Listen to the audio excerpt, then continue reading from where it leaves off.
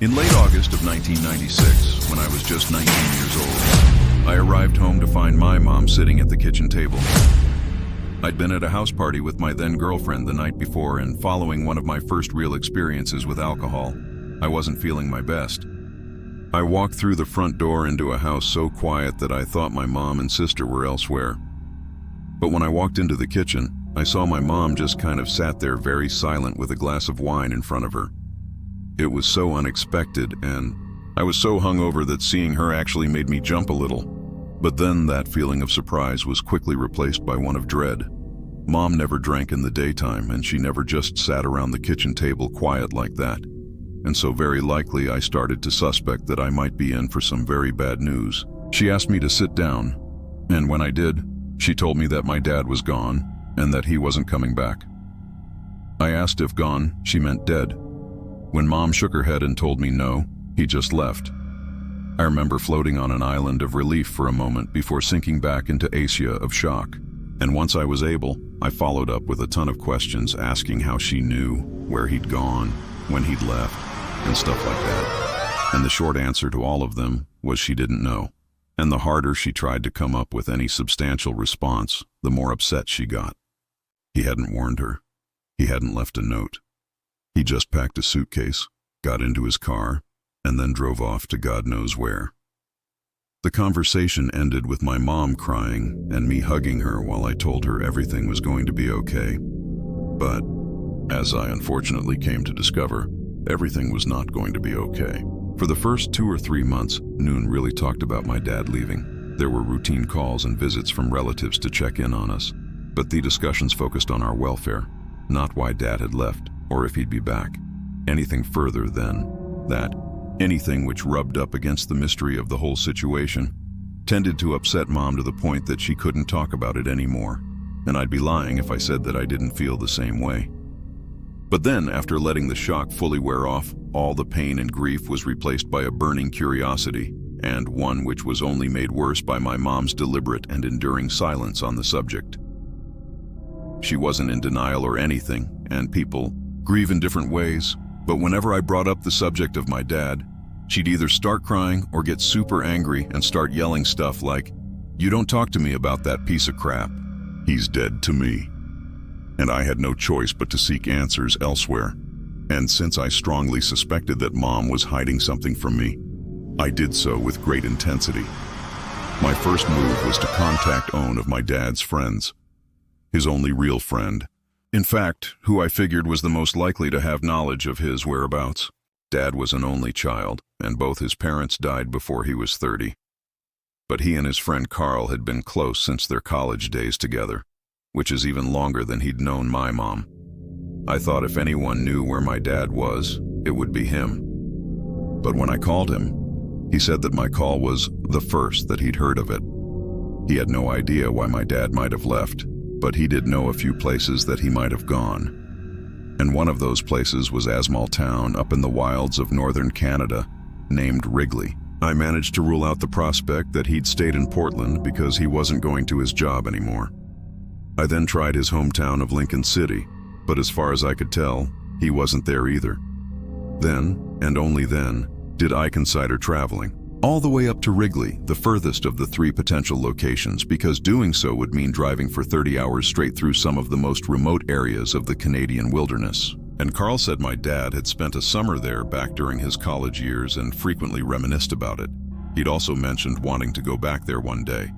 So according to Carl, there was a good chance that if he had indeed suffered some kind of sudden midlife crisis, he traveled up to Wrigley.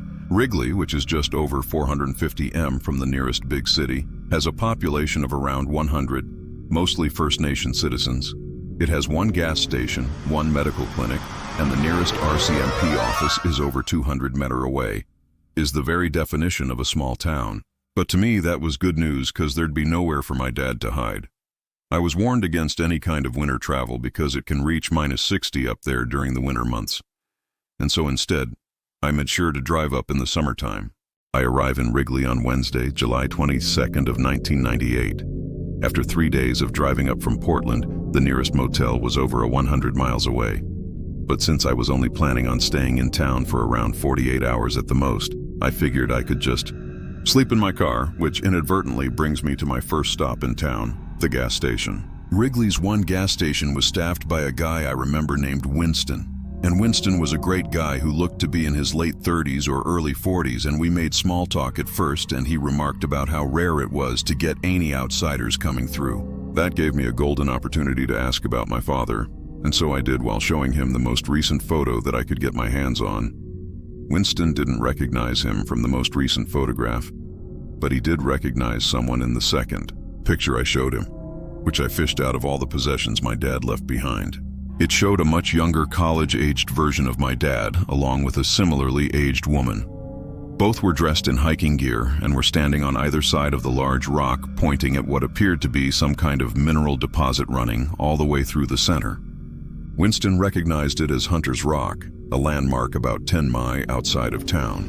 It had been kind of famous back in the 80s because some geologists had come up from Vancouver to take a look at it, and local legends said that it was the spear of some ancient gargantuan hunter that become embedded in the earth when they missed their intended target.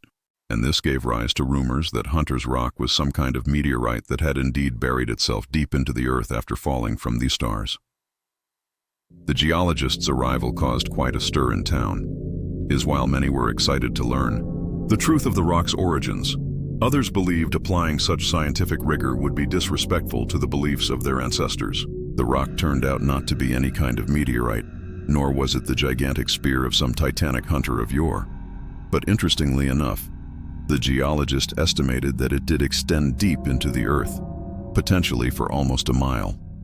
And unless the area was actually some kind of extinct volcano, he had absolutely no clue how it had gotten there. I say all this because I was very interested to know why my dad had visited the place. I didn't remember him having any kind of interest in geology, but then again, he might have figured seeing that it was just something to do while he was in the area. But then after Winston filled me in on Hunter's Rock and I showed him the pictures one more time, he started staring intently at the girl in the second picture. He asked if I knew who she was, and when I said no, he asked if it was okay if he took the picture into the back while he made a phone call. He proceeds to tell me that with about 80% certainty, the girl in the photograph was the same one that had gone missing back in the early 70s out near Great Bear Lake. He said that there were some people that I should check with to be 100% sure, but that her face was remarkably similar to the one that he'd seen on missing posters back when he was a kid. I then asked him who he needed to talk to in order to be certain. And he told me that I needed to visit the local government office, which was inside of the town's medical clinic. Since I arrived in the very late afternoon, the office would be closed until the following morning. So, after Winston wished me luck in finding my dad, I took a walk around town and then headed back to my car. The next morning, I walked over to the gas station to get some coffee and breakfast and swapped small talk with Winston before heading over to the clinic. There, I met with Irwin, chief of the Pizaaki First Nation. And while that sounded like an awfully grand title, he told me he felt like little more than a clerk at times and that his title was almost purely ceremonial. He was a welcoming and generous man, and the moment I met him, I just knew that he'd be willing to help. But unfortunately, Chief Irwin had some bad news to share with me. The chief, who operated out of an office of the size of a broom closet, was happy to welcome a rare visitor into town, and assuming I was some kind of tourist, offered to answer any and all questions I had. He even offered to set me up with a guide who'd take me around the area in an off-roader so I could see all of his tribal lands from the comfort of a passenger seat. But when I told him my story, as in that I was looking for my dad, his face softened. Then, when I showed him the second picture, the one from what I assumed were his college days, I'll never forget how the chief reacted. He went from happy and smiley to having a look so cold it almost scared me.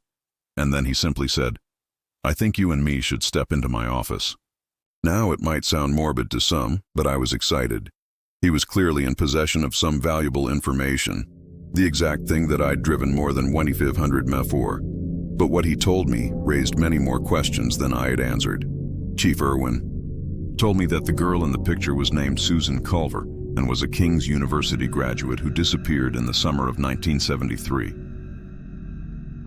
But then he pointed to my dad and told me that he'd been one of the potential suspects arrested by the RCMP, and that he'd been questioned in connection with Susan Culver's disappearance.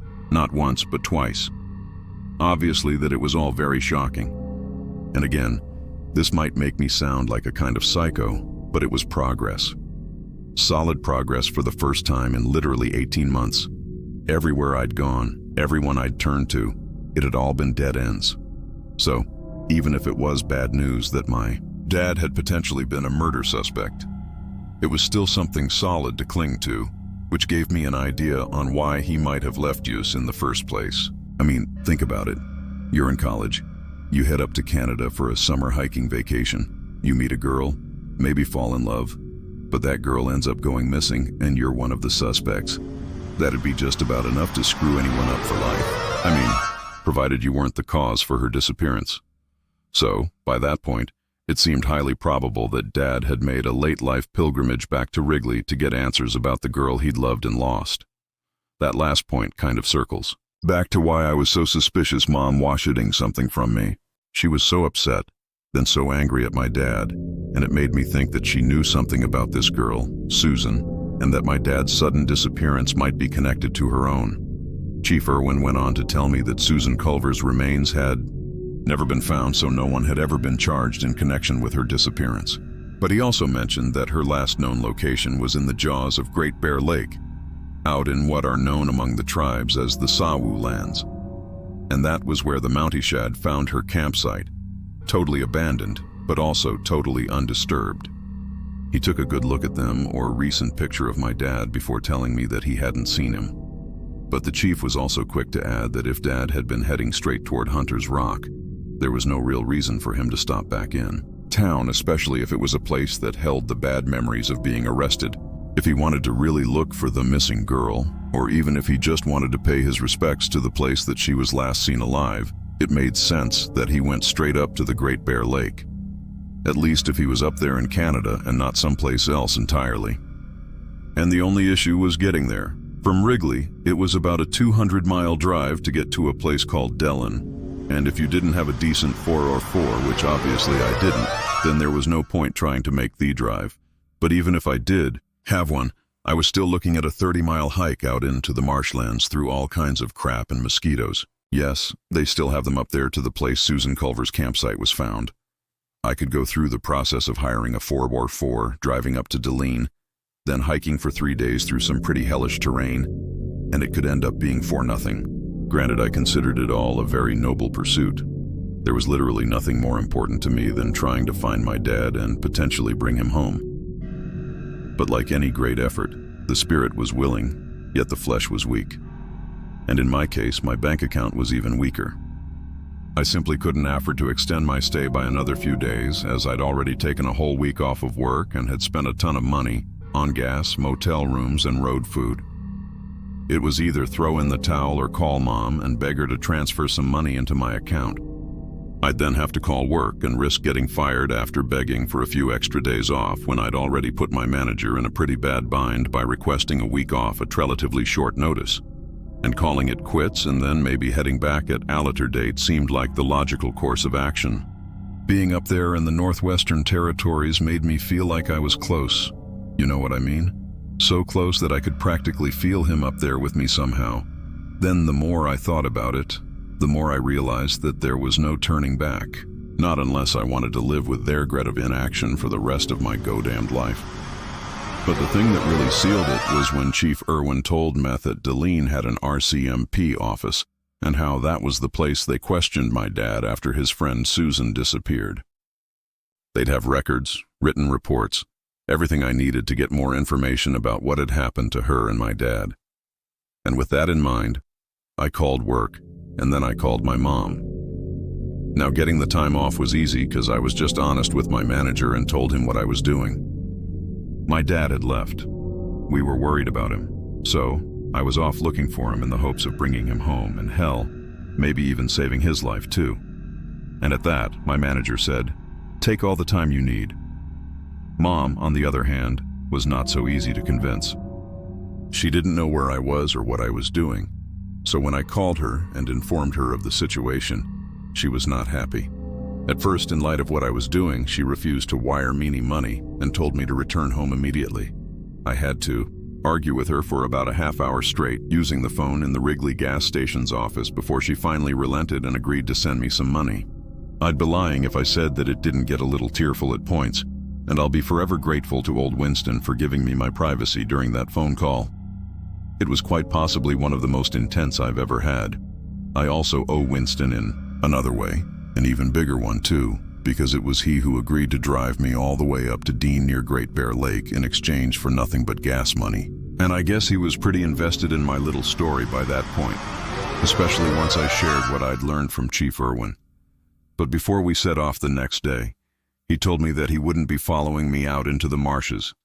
I told him that I wasn't expecting him to, and how I wasn't 100% decided on whether or not I was headed that far anyway. But then he said something that sticks with me till the day I die. He asked, "If your dad's out looking for the girl and you're out looking for him, who's going to end up looking for you? You ever think about that?" And I remember those words, and I hadn't. I'd never even paid one single iota of thought towards that concept. But when I did, in the moments after Winston asked me, it chilled me to the bone. On the drive up to Deline the next day, Winston managed to completely talk me out of walking 30+ miles into the marshes.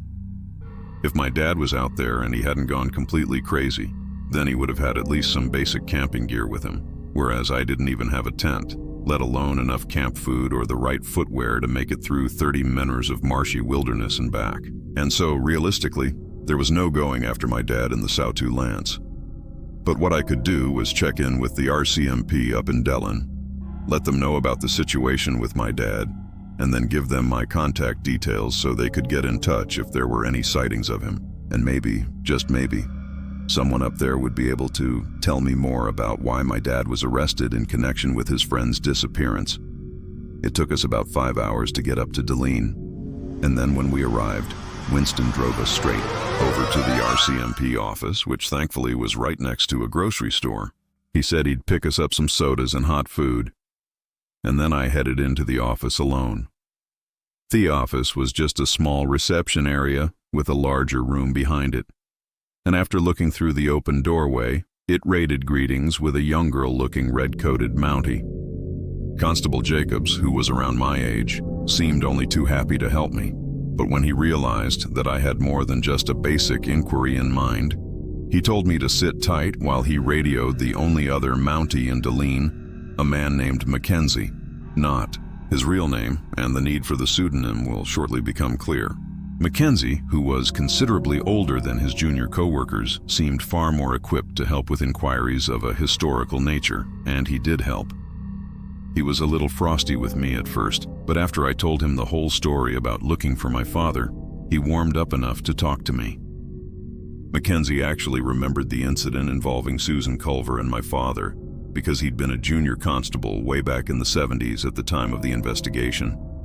He remembered my dad stumbling back into the lean on his own. He remembered how it was he who had reported Susan missing. And he also remembered how, following the initial round of questioning, the Mounties basically had no choice but to consider my dad as a suspect. Mackenzie hadn't been present for either interview, so all he knew was that my dad had somehow implicated himself, but that's all he knew. They had all the files and reports on site, but Mackenzie said he couldn't share them without the proper clearance, and that might only come after a lengthy Freedom of Information request. If he had showed me the files, he might actually lose his job. And as he put it, he hadn't worked just shy of his 30 years only to lose his pension after a little snafu like that. It was frustrating, but also strangely cathartic. I kind of hoped that they might just show me the files in a back room or something. But I guess that was purely wishful thinking on my part. Filing out a FOIA request might take months, but to me, it was just another step on what had already been a long journey of tracking down my dad. I'd been searching for like 18 months by that point, and I sure as hell could have waited a little longer. And even though I traveled all that way, I knew I wasn't going home completely empty-handed.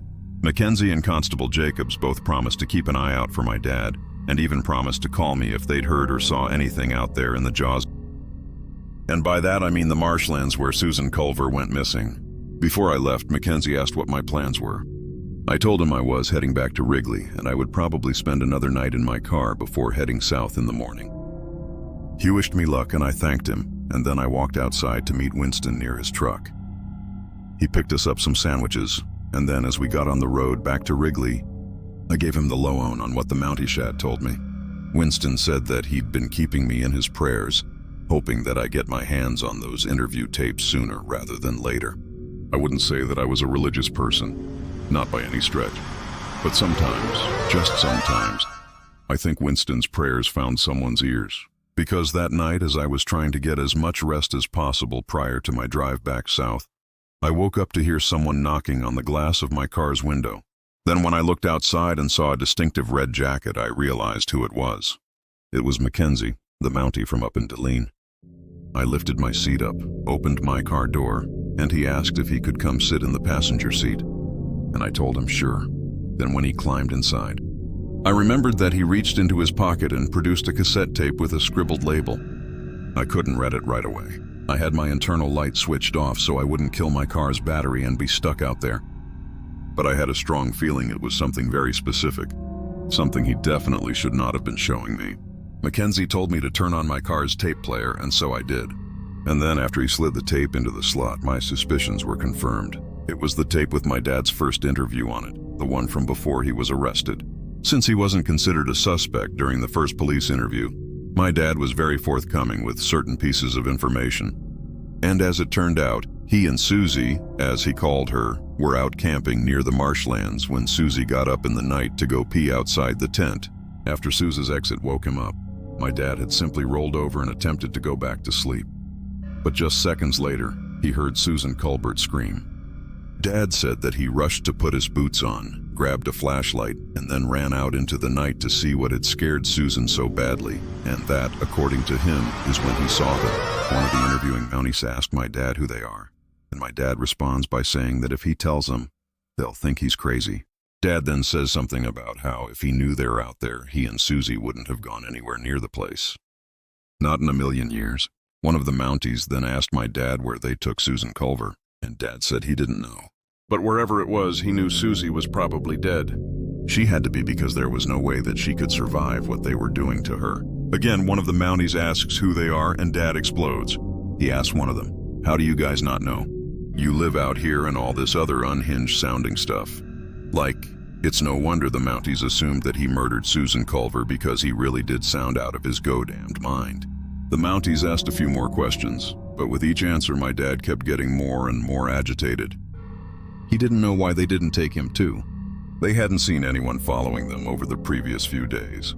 And he couldn't explain why there wasn't a drop of Susan's blood anywhere, despite my dad's claim that they were violently attacking Susan. And after that, the Mounties announced that they were terminating the interview and the tape went dead. When I asked Mackenzie if he'd brought the second tape, he shook his head and told me it wasn't worth listening to. And based on what my dad had said during his first interview, the Mounties placed him under arrest on suspicion of Susan Culver's murder. Remember, my dad said that he knew for certain that she was dead, but then put him through a second round of questioning. But the reason it wasn't worth listening to was because my dad totally stonewalled the two Mounties asking him questions.